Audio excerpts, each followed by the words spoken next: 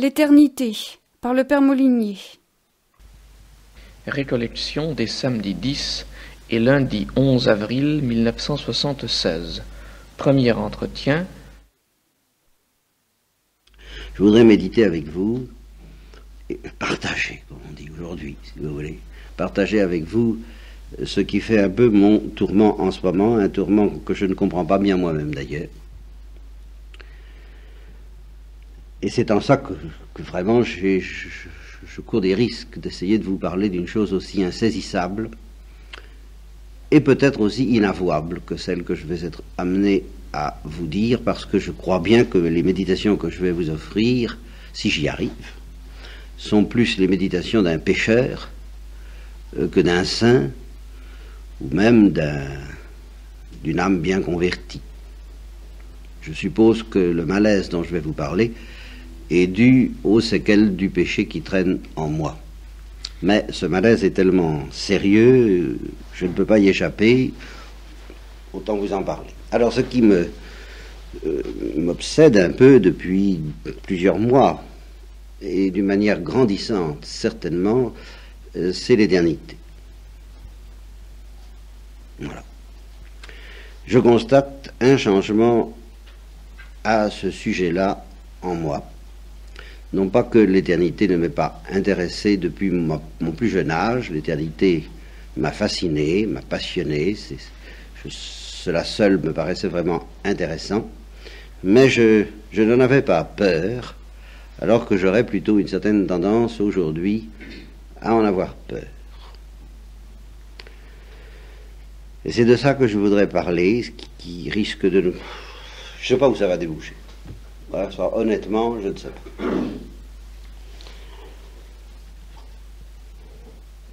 Je me rends compte que j'avais une manière d'échapper à cette peur qui n'était pas bonne, qui risque d'être un peu la nôtre à tous quand même. Là, sans chercher à vous convertir, vous me pardonnerez de vous soupçonner de ne pas être beaucoup plus brillant que moi sur ce point.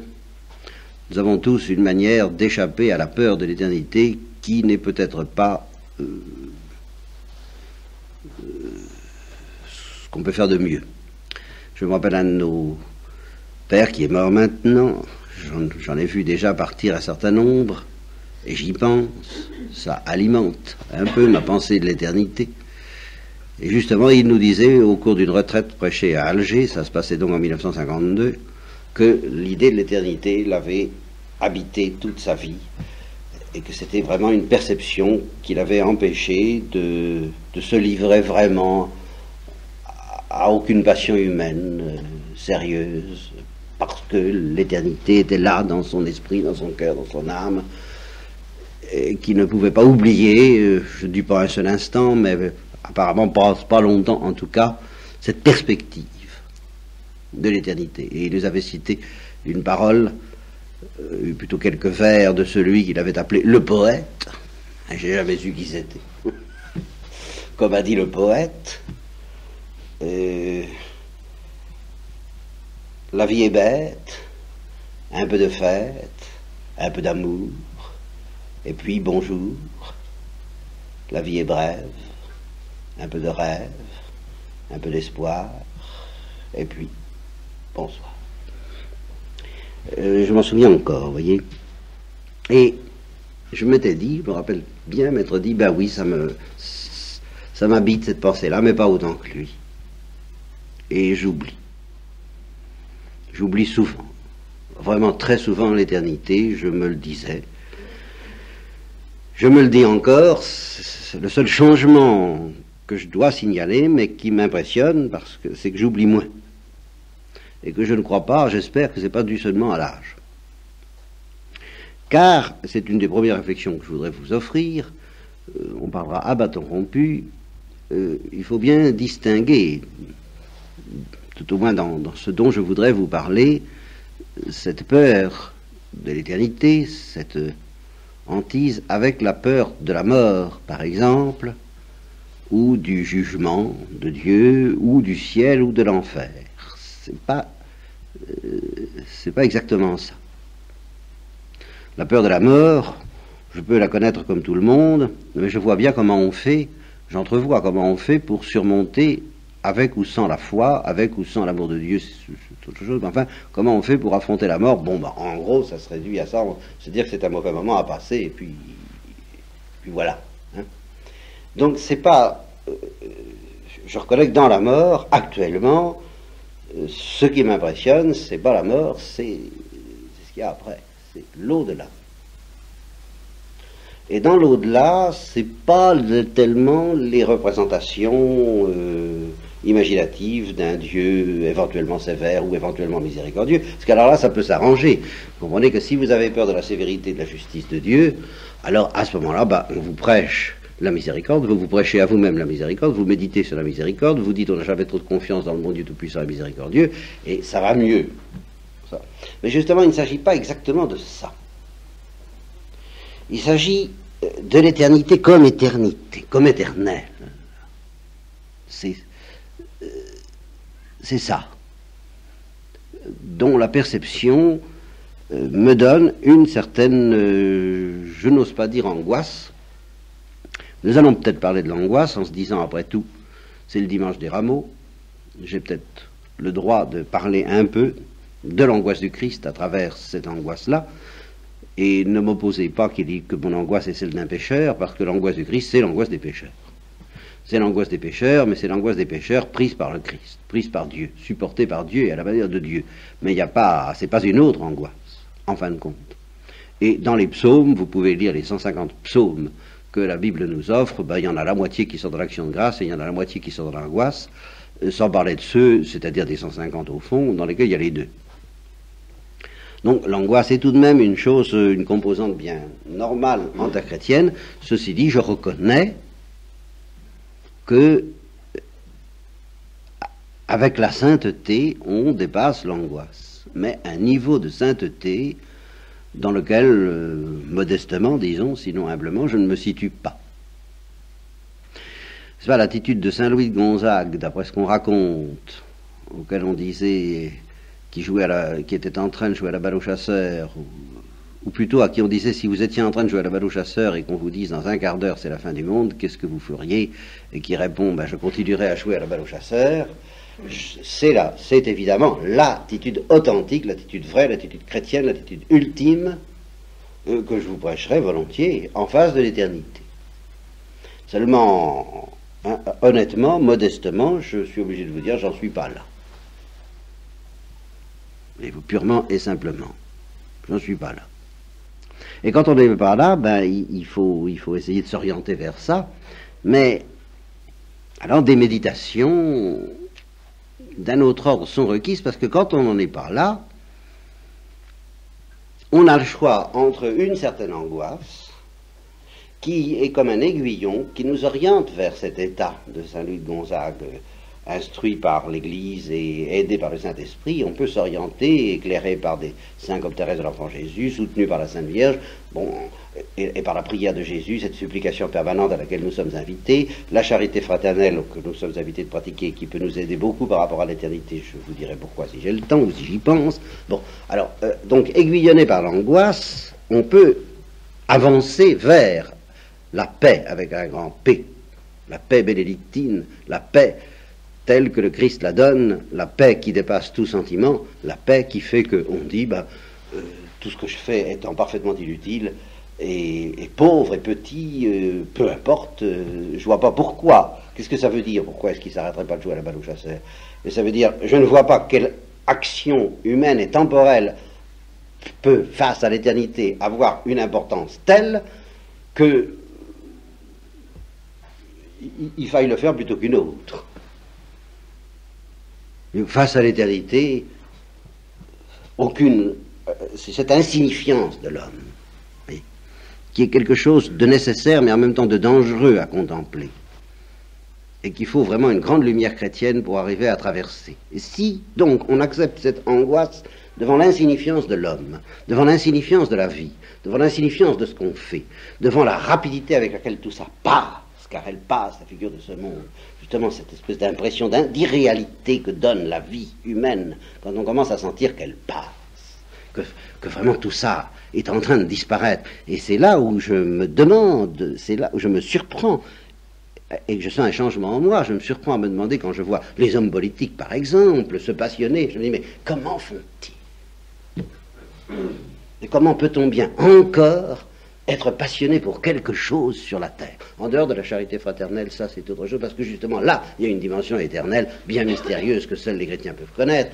Mais laissons ça, ce mystère, qui est vraiment un mystère, de côté. Comment peut-on encore se passionner? Alors je vous en parlerai peut-être. Il y a ce truc dont on se sert pour oublier l'éternité, qui est l'histoire. On travaille pour l'histoire, on travaille pour l'avenir, on travaille pour ses enfants, on travaille pour l'humanité, on travaille pour les générations qui nous suivront.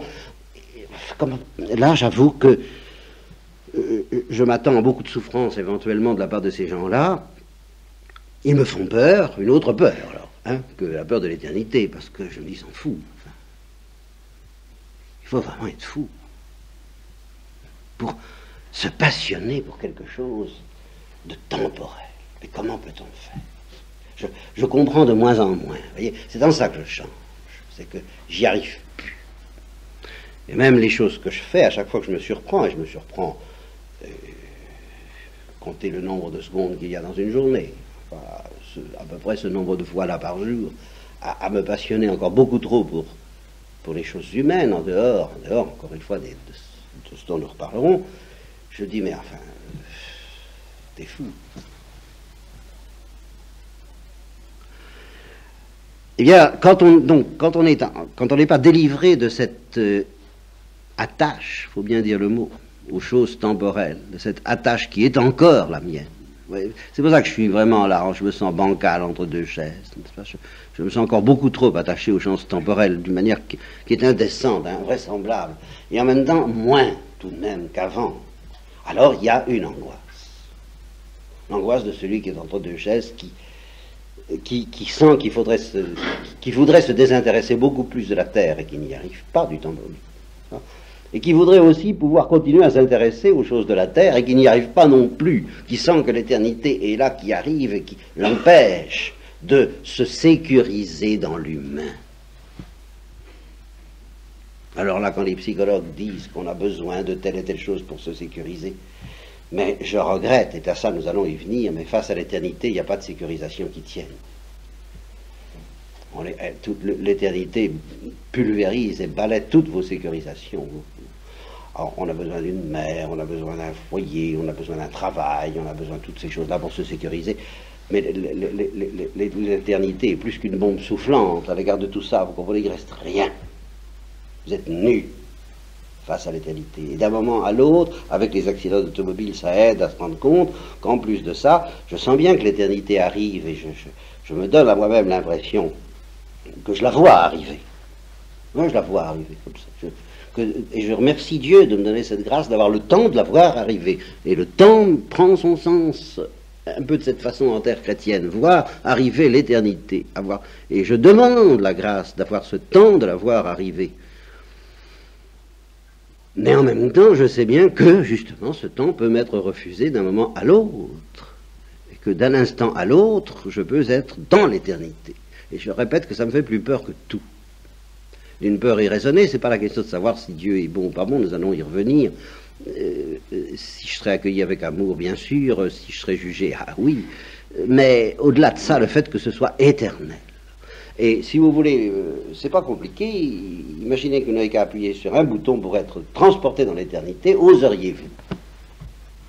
Sur invitation de Dieu, sachant que vous ne péchez pas, que c'est libre, que c'est vraiment libre sans péché. Qui d'entre vous dirait, oh non, moi j'ai pas peur, j'appuie. À l'instant même, je ne dirais pas, comme Madame Dubarry, encore 5 minutes, monsieur le bourreau. Non, non. Qui peut dire ça? Et qu'est-ce qui fait peur? C'est pas la mort. Je suppose que on traverse la phase de la mort, c'est fini, c'est réglé, on est tout de suite dans l'éternité. Ben, c'est l'éternité même. Mais on sera bien accueilli, il y a le ciel, alors ça c'est autre chose, mais faites attention justement que si vous vous représentez le ciel d'une manière trop temporelle, vous échappez, vous fuyez encore la perspective de l'éternité. L'éternité c'est autre chose. C'est tout de même pas la même chose que la vie que nous menons ici, même heureuse. Et alors, je me rappelle encore un de nos pères, un autre qui est mort également. s'appelait le père Drapier, le premier s'appelait le père Gagné, je peux bien donner les noms. Eh bien, ce père me parlait des prédicateurs du 19e siècle, il évoquait je ne sais quel prédicateur, tout à fait traditionnel, disant, oh là là, dans ces sermons, qu'est-ce que vous voulez, alors là, il parlait de l'enfer d'une façon... Vous rendez compte, il disait, voilà, il y a eu une immense horloge, n'est-ce pas, dont le balancier se balance, voulez-vous que face à un balancier, inexorablement, de droite à gauche, et de gauche à droite, en répétant, toujours, jamais, toujours, jamais. Alors c'est évidemment ridicule, mais je vous demande de réfléchir un instant, pourquoi est-ce ridicule? Mais c'est ridicule parce que le prédicateur faisait des efforts pour terroriser un auditoire, alors que la réalité est bien pire. C'est ridicule parce que c'est tout à fait en dessous de ce que provoquera la réalité même de l'éternité quand on y sera. Imaginez l'effet psychologique produit sur un prévenu, sur un accusé par des sentences du genre de 10 ans de réclusion perpétuelle, 20 ans de réclusion perpétuelle, de réclusion forcée, à perpétuité. À perpétuité, qu'est-ce que ça fait? Ça veut dire tout au plus 60 ans, hein. Perpétuité.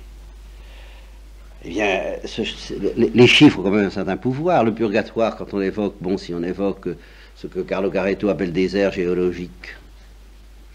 Je connais quelqu'un, il n'y a pas longtemps de ça, qui justement pratiquait un petit peu ce que nous pratiquons tous à l'égard de ces choses. Et là, il ne s'agissait pas de l'éternité, il s'agissait du purgatoire. Eh bien, il pratiquait l'oubli dont je vais vous parler, l'oubli qui a été ma respiration pendant toute mon enfance et pendant toute mon adolescence et encore maintenant, qui est encore ma respiration, et l'oubli qui consiste à dire, oh bah, on a le temps. Oui, on a le temps, voilà, ça se réduit à ça, toute notre petite affaire, vous savez. Et justement, alors on essaie de se sécuriser avec ça. On se dit, bon, enfin, on a quand même encore le temps, quoi, on n'est pas encore aux portes de la mort, enfin, il y a encore du bon temps à passer, on a encore le temps, on a encore du temps devant nous. À quoi, justement, Gilbert Cesbron, je crois, répondrait, ou plutôt le curé d'Ars, il est plus tard que vous ne pensez, ou des choses comme ça, quoi, enfin, on n'a peut-être pas le temps.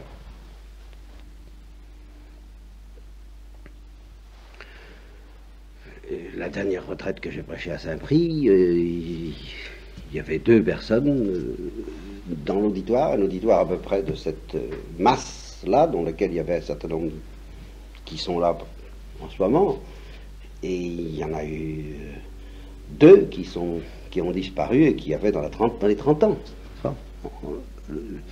dans les 24 heures qui ont suivi la retraite de Saint-Prix.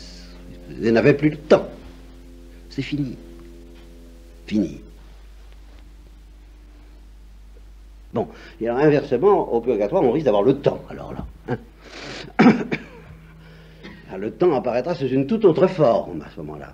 Vous voyez, se dit j'ai le temps, j'ai du bon temps devant moi, mais inversement, la durée peut représenter un châtiment, n'est-ce pas? 10 ans de réclusion criminelle, c'est pire que 5 ans, et c'est moins grave que 20 ans ou 30 ans. Hein, bon, et alors, je ne sais pas comment on compte au purgatoire, mais donc l'un d'entre vous, l'un de ceux qui suivent les retraites et ces choses, bon,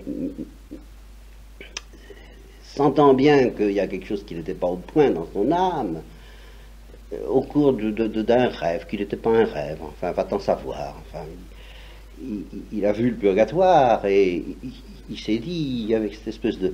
C'est ça que je voudrais dénoncer, parce que nous avons tous des petits trucs comme ça. Il s'est dit, bon, bah quoi, c'est un mauvais moment à passer. Vous voyez, c'est toujours le truc pour la mort, c'est un mauvais moment à passer.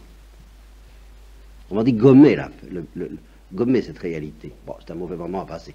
Alors mettons, puisque j'ai lu Carlo Caretto, bon, une ère géologique, eh ben oui, une ère géologique. Bon, bah, une ère géologique. Et alors Dieu lui a carrément dit, mais il y en aura peut-être 2. Alors peut-être deux, parce que Dieu voulait qu'il se convertisse sur un certain point. Il n'avait pas envie de se convertir. Bon, si je fais du purgatoire, je fais du purgatoire. Enfin, voilà. Il n'avait pas envie. Alors il se sentait d'attaque pour affronter plutôt une ère géologique du purgatoire plutôt que de changer sur un certain point. On est comme ça. Voilà, on est fou. On est fou. Alors, une ère géologique, bah oui, après tout. Et s'il y en a deux, bah il y en aura deux. Et alors Dieu a continué, Dieu, je ne sais pas qui, enfin, et trois. Et alors il s'est effondré à la quatrième. Bon, pourquoi la quatrième, hein? Enfin, il s'est effondré à ce moment-là. Alors là, il a eu peur. Là, il a vraiment peur. Et il a compris qu'il fallait se convertir. Vous voyez, je dis que je ne cherche pas à vous convertir. Je cherche à me convertir. Mais je me rends compte à quelle profondeur nous résistons à la conversion. C'est tout de même effarant de voir que de l'aveu de cet intéressé lui-même,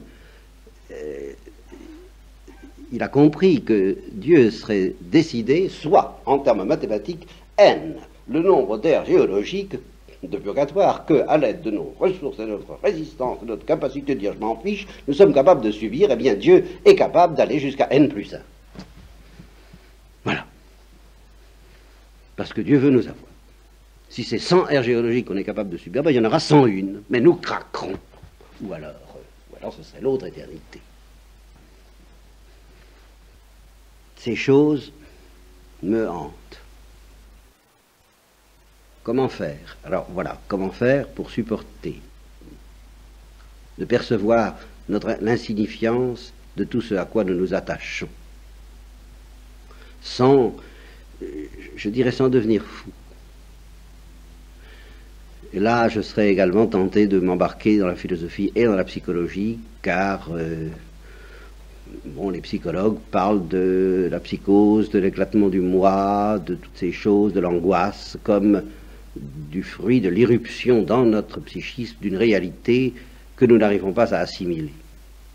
Eh bien, je crois que c'est très vrai. Et bon, je connais un psychologue qui évoquait, pour faire comprendre ce que c'est que l'angoisse, il disait, imaginez que dans la nuit, vous seriez transformé dans une planète d'où vous ne connaissez rien, vous vous réveillez le lendemain matin, les habitants ont 10 pattes, 3 yeux, vous connaissez personne, c'est complètement inassimilable, inconceptualisable. Bon, alors vous aviez une petite idée de ce que c'est que l'angoisse. Eh bien, il peut aller chercher des choses comme ça très loin. Comparé à l'éternité, tout ça est très assimilable. L'éternité est bien plus inassimilable que tout ça. De sorte que, incontestablement, l'irruption de l'éternité dans notre psychisme constitue un danger formidable. Je le sens. Je sens que mon psychisme n'est pas encore accordé à l'éternité. Voilà ce que je sens. Alors, pour vous consoler, car je n'ai pas du tout l'intention, encore une fois, de vous perturber plus que je ne le suis moi-même, et même je voudrais que vous soyez d'une certaine façon moins, il n'y a pas que la sainteté qui nous accorde avec l'éternité, heureusement. Il y a quand même un accord de fond que nous avons déjà. Simplement, nous trichons avec cet accord. C'est dans ça que nous sommes des pécheurs. Mais nous n'avons pas à le chercher et à le fabriquer, il est déjà là. Et alors là, je vais vous expliquer quelque chose dont je vous ai souvent parlé, mais nous allons le voir sous un autre angle qui est celui de l'éternité. Je ne sais pas si je vais arriver à me faire comprendre, mais je vais essayer. Je vous ai souvent dit la parole de Newman, que le mal moral était un mal à 3 dimensions, alors que le mal physique, les souffrances psychologiques même, pourvu qu'elles ne soient pas des péchés, n'étaient des maux qu'à 2 dimensions, que le péché avait une 3e dimension qui est incommensurable avec toute souffrance physique. Newman dit, si l'humanité devait tout entière subir une agonie interminable, alors là encore, pendant des ères géologiques, mais dans les limites du mal physique, du mal de coulpe, disent les théologiens, sans qu'il y ait du mal de peine, pardon, sans qu'il y ait de mal de coulpe, sans qu'il y ait de péché. Bon, ce serait moins grave aux yeux de l'Église catholique, c'est Newman qui parle, que le plus petit péché véniel délibéré. C'est ce que un de mes correspondants, qui a été ulcéré, scandalisé par le rappel de ce principe dans une de mes lettres aux amis, a appelé le principe de Newman, mais alors pour c'est inhumain, c'est affreux, ça ne peut pas être vrai, l'Église ne peut pas enseigner ça, c'est abominable, pour lui c'est satanique, n'est-ce pas? Bon. Eh bien, je ne peux pas renier le principe de Newman. Jusqu'ici, je l'enseignais comme je vous le présente là, c'est-à-dire avec tout ce côté abrupt. Mais je découvre une chose, c'est que face à l'éternité, eh bien, je vous offre une nouvelle définition du péché et une nouvelle définition de ce qui s'oppose au péché, qui est la rectitude de la volonté droite. La rectitude de la volonté. Eh bien, la rectitude de la volonté, c'est ce qui fondamentalement, foncièrement, nous adapte à l'éternité. Et le péché, c'est ce qui nous désadapte de l'éternité. Et voilà pourquoi le péché, même véniel, est en effet, si nous comprenions ce que nous faisons, la source d'une angoisse indicible, comme disait le psychologue, n'est-ce pas, un pécheur en train de pécher, affronter à l'éternité, alors, en effet, c'est la psychose, c'est la folie, c'est tout ce que vous voudrez, c'est intolérable. Et là, justement, à l'aide de l'éternité, le péché manifeste cette dimension qu'il a, cette dimension qui fait qu'il n'y a pas de commune mesure entre les pires souffrances, et aussi longues que vous voudrez, et les pires angoisses et les pires agonies, et ça. Pourquoi? Parce que ça nous désadapte de l'éternité. Et alors, si, commettant ça, ce péché véniel délibéré, nous devons subir le choc de l'éternité, nous ne pouvons plus aller, je dirais presque en enfer, même après un péché véniel délibéré, sauf si nous nous convertissons, ce qui est une autre affaire, et ce qui est tout de même un peu un petit drame. Mais inversement, celui qui est dans la rectitude de la volonté, eh bien, profondément, n'a plus rien à craindre de l'éternité. Ça n'a l'air de rien, mais c'est le seul truc que je peux vous donner pour supporter la pensée de l'éternité. C'est la rectitude de la volonté, et alors nous précisons l'humilité. Finalement, quand Dostoïevski dit que l'humilité est une force terrible, je vous ai toujours dit que j'avais compris immédiatement la vérité de cette phrase, mais sans savoir pourquoi. Et ce soir, je crois que je comprends un peu mieux. Là, en face de cette hantise que j'ai de l'éternité, je vois bien que seule l'humilité me permettra d'accueillir l'éternité, sans devenir fou. Et alors une humilité qui évidemment devra être à la mesure de l'éternité elle-même, donc sans fond. L'éternité est infinie, il faudra que l'humilité soit aussi infinie que l'éternité même, et c'est là où la moindre goutte de péché véniel qui m'empêche d'être au niveau d'humilité nécessaire pour accueillir l'éternité sans drame est la source d'une angoisse intolérable. Et quand on vit si justement nous nous en sortons, c'est ça que je voudrais tout de même un peu dénoncer, nous en sortons par la tricherie et par l'oubli. On ne veut pas le savoir, on a le temps, faut pas trop se casser la tête. C'est pas comme ça que les saints s'en sortent, ni que Dieu nous invite à en sortir. Faut changer les idées. Faut changer les idées, mon vieux. Hein? Ben non. Voyez, c'est peut-être le plus grave péché que nous commettons. C'est de nous changer les idées. Quand on pense à des choses un peu oppressantes. Il y a une solution, je vous le répète. Si j'en avais pas, ce serait intolérable ce que je vous dis. Il n'y aurait plus qu'une solution, c'est de changer les idées, selon la maxime, mangeons et buvons, car demain nous mourrons. Car il y a deux spiritualités possibles de l'instant présent. Il y a une spiritualité de l'instant présent qui consiste à vivre comme Saint-Louis de Gonzague, dont nous reparlerons. Puis il y a la spiritualité de l'instant présent qui consiste... amusez-vous, fichez-vous de tout, la vie est si courte après tout. Il y a une petite chanson comme ça. Hein, voilà, c'est une spiritualité de l'instant présent, ça. Cueillez dès aujourd'hui les fleurs, les roses de la vie, ben voilà, hein. C'est une spiritualité de l'instant présent, ça, profitez-en vite, mon petit, ça va pas durer, hein. N'avez pas d'idées noires, c'est pas le moment d'assombrir votre ciel avec des idées noires, hein, je vous en prie. Profitez de la vie, la jeunesse, ça repasse qu'une fois, enfin j'ai entendu ça, encore une fois, j'ai entendu ça.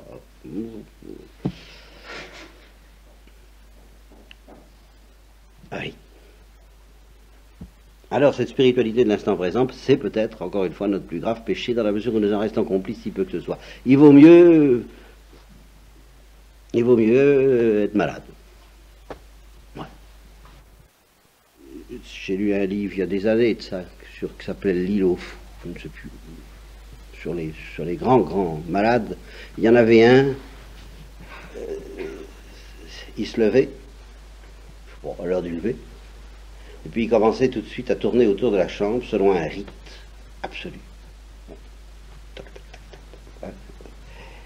Et sa journée était enclose, il ne changeait jamais d'occupation. Il tournait autour de la chambre, c'était le ritualisme absolu. Tout était ritualisé d'un bout à l'autre, depuis 7 heures du matin jusqu'à 9 heures du soir. Il n'y avait pas d'événement, jamais. Bon, eh bien, aujourd'hui, je comprends. Il fuyait la pensée de l'éternité. Voilà. Il était tellement traqué par la pensée de l'éternité que, alors, les névrosés obsessionnels, c'est moins spectaculaire souvent, ils se rigidifient, ils se sécurisent à l'aide de trucs rigides comme ça. Ils se fabriquent un petit univers artificiel dans lequel ils fuient leur peur de l'infini.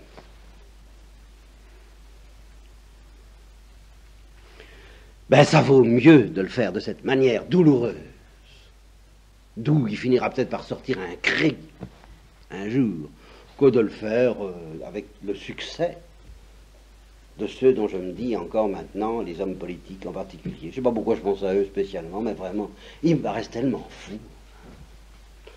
Dans tous les partis, d'ailleurs, de se passionner pour un peu de fumée. Et en fait, en réalité, de se servir de ça, c'est leur manière à eux de tourner autour de leur chambre pour ne pas penser à l'éternité.